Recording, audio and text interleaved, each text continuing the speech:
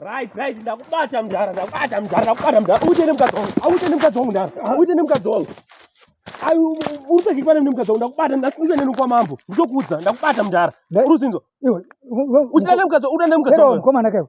Ini ndanga ndichitobvunza mombe dzangu dzakarasika nezuro. Kubvunza mombe pane Zambia apa. Iwe mfana pangu wakuwa munhu wakakwana iwe. Onda akwana mune mukadzi wangu. Ndotadza kubvunza vanhu vari muno muraini mangu mendogareni.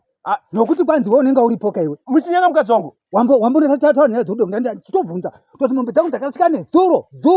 Mombe dzangu dzichidata. Mani kuyosobvunza kwandiri ni murume. Ndabona uyu kwayo. Ndari ndakutera kubatobvunza wangari kumba vakatotsvaka huni ndo vandatobvunza. Mambona vere mombe dzangu. Korutsvaki kuno. Mfana unofana wakapusa stere. Wapani huita sedunhu kudero unongotaura zvizani basa rosera. Yo mdara usatsvakire mombe kuwakadzi urutsvaga uri mdara chakupfutitsira izvozvo. Tinovabvunza Siyafuta ndodi wantatatu ngana ere nai. 2 minutes idzo dzatangoti tichiuya pano kana nekumbobvisa kana hembe kana nekumbobatwa. Iwe kubvisa chi? Saka kwa mambo kwacho nenda neproof yechi. Iwe udoti mdara apindopinda ini. Ko zvine basa rehandi. Aiwa kana. Iwe ndo wakaronga kure kuda kupedza urombo wako. Neni saka tonga ngoti tungoita ukawana. Kachi? Kawani. Ndokukwatura kawani uchiri muno. Kuda ndrovera mombe. Ndongozviramba. Ndokuputsa zviri ndasei. Zviri ndikusvikira ndimangobvisa ipo kuti anzi mambo kawani. Kawani? Okwa mambo ngosvika bvunza. Unonijairira ndokudza ndikatomiti nyaya yo kwamwe unozazo kuenda atakawani kudaroka ndokona kuzomuputitsa futi kana kumtsonda futi. Kuroro kawani mukadzi wangu.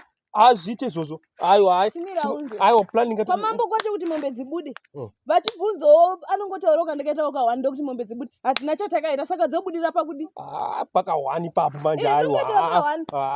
Chero kahafu zvako zviri nani nobva wasvika kwete kuti zvinozongosvika pana kana chatamboita. Pane kawani. Andiri kuona chakuchemera kawani ka. Iwe unenge wakutodawo. Unenge wakutomuda mudhara wewe. Mombeka.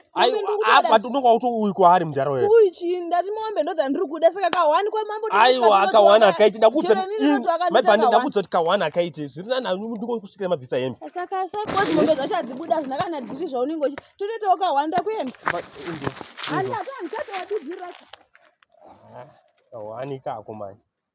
Ndona ngotaura nawo na madhamu obvuma zvawo bati ndina kutonyura ka. Apa yada mombe hobho kwaari futi. Ndanyura apa.